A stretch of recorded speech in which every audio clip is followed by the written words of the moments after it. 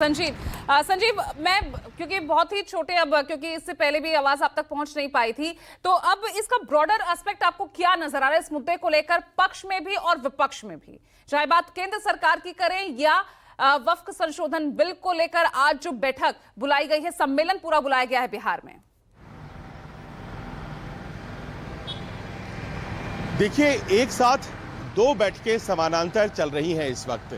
एक बैठक जहां मैं इस वक्त मौजूद हूं, संसद भवन, जहां से आपको कल से सत्र सुनाई पड़ेगा, उसमें आवाज़ें क्या हैं सांसदों की वो सुनाई पड़ेंगी। कल से विंटर सेशन शुरू हो रहा है।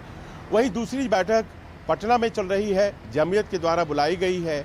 और ये जमीयत के द्वारा बुलाई गई बैठक की टाइमिंग को समझिए कि वो किस लिहाज से किस वक्त बुलाई गई है। संसद सत्र के शुरू होने से ठीक पहले जमीयत उलमाए बिहार ने ये बैठक कॉल किया है, जिसमें अरशद मदनी साहब पहुंचे हैं। वो देश भर में घूम रहे हैं, जो वक्फ बिल है उसके खिलाफ जनमत तैयार करने के लिए। अभी तक जो वक्फ बिल है उसके खिलाफ करोड़ों ईमेल्स और सिग्नेचर्स इकट्ठा करके सरकार को भेजी जा रही हैं। और ये खिलाफत वक्फ बिल की कहीं ना कहीं ऐसा लग रहा है कि एक धार्मिक आंदोलन का रूप लेता चला जा रहा है। वहीं दूसरा पक्ष इसका ये है कि सरकार कहती है, और उसने अभी महाराष्ट्र में जब चुनाव प्रचार में आपने सुना होगा गृह मंत्री को, कि वक्फ बिल को पास करवाकर रहेंगे। उनका ये कहना है, उन्होंने इसे माना है कि ये एक कानूनी पहलू है, इसका कोई धार्मिक पक्ष नहीं है। और वक्फ उन देशों में थोड़ी ना है जो कि इस्लामिक देश हैं, तो वक्फ का कोई भी धार्मिक पहलू नहीं है। ये दरअसल भू माफियाओं ने ज़मीनों पर कब्जा कर रखा है और उसे आज़ाद कर सामान्य मुस्लिम जो हैं इस देश में उसके हक को और बढ़ाना है।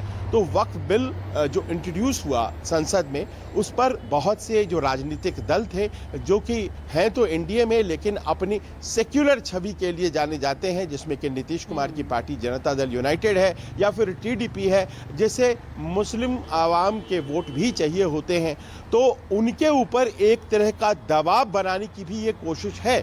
और ये बैठक जो पटना में हो रही है, या फिर इसके पहले हैदराबाद जाकर के डेलीगेशन जो चंद्रबाबू नायडू से मिला है, और जिनके सांसदों पर ये सरकार प्रधानमंत्री मोदी की टीकी हुई है, इनके ऊपर दबाव बनाकर इस बिल को इस हिसाब से, जिस हिसाब से वो आया है, उसे पास नहीं करने की गुंजाइश इन बैठकों के जरिए तलाशी जा रही है, जो इस वक्त पटना में चल रही है। अब देखिए पटना की बैठक का सूरत हाल क्या है। बैठक बुला ली गई है।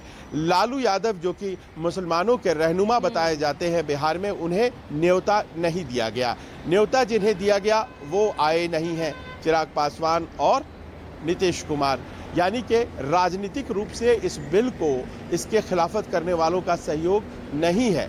और अगर बिल के खिलाफत करने वालों का सहयोग नहीं है, यानी कि ये बिल संसद में पारित होगा, इस बात की संभावना ज़्यादा है। अब संसद चले आइए, संसद में जेपीसी बनाई गई। जैसे ये बिल हुआ, जाहिर है कि बहुत से ऐसे दल थे जिन्हें दिक्कतें थीं इस बिल को लेकर के, तो उन्होंने कहा कि सरकार से आप जेपीसी बनाइए। अपने सहयोगियों की आवाज़ को सुना सरकार ने और उन्होंने जेपीसी बनाया। जेपीसी जगदम्बिका पाल जो कि भारतीय जनता पार्टी के सांसद हैं, उनकी अध्यक्षता में काम कर रहा है। उसने 25 बैठकें की, 5 बड़ी बड़ी एक्सटेंडेड मीटिंग की। माइनॉरिटी अफेयर्स मिनिस्ट्री की जो आखिरी बैठक थी, उसमें बुलाया उन्हें गया था माइनॉरिटी अफेयर्स मिनिस्ट्री को।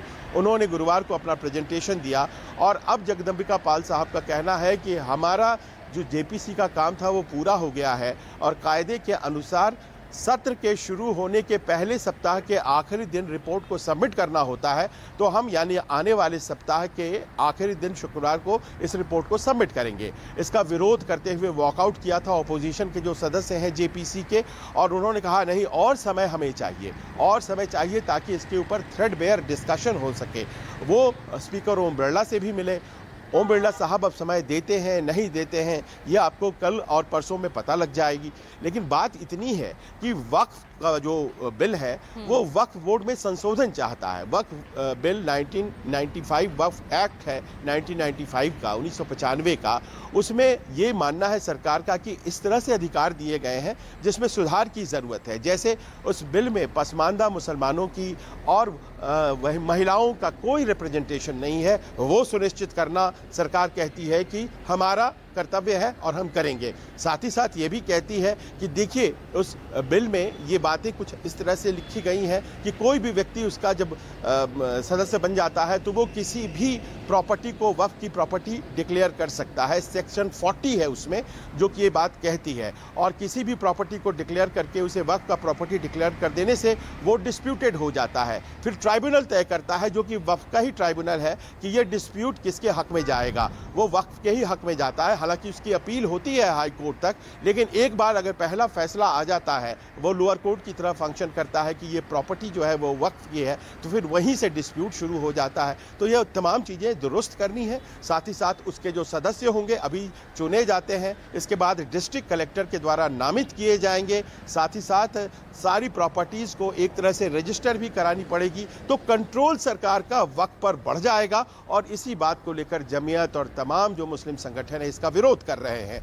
अब ऐसे में दो लोग बहुत इंपॉर्टेंट हो जाते हैं, नीतीश कुमार और चंद्रबाबू नायडू, और देखना यह है कि वो क्या करते हैं ये जब बिल वोटिंग के लिए आता है। लेकिन आज जिस तरह से आपने देखा कि नीतीश कुमार इस बैठक के लिए पटना में जो विशेष तौर पर बुलाई गई थी संसद सत्र के पहले, उसमें पहुंचे ही नहीं है, और चंद्रबाबू नायडू की तरफ से भी कोई ठोस आश्वासन नहीं है। उन्होंने ये जरूर कहा है कि हक किसी का नहीं मारा जाएगा, लेकिन इस बिल को हम पारित नहीं होने देंगे, ऐसा ठोस आश्वासन उनकी तरफ से भी नहीं है। ये भारतीय जनता पार्टी का एजेंडा है, और इस एजेंडा में ऐसा लगता है कि उसके सहयोगी भी साथ हैं। जी।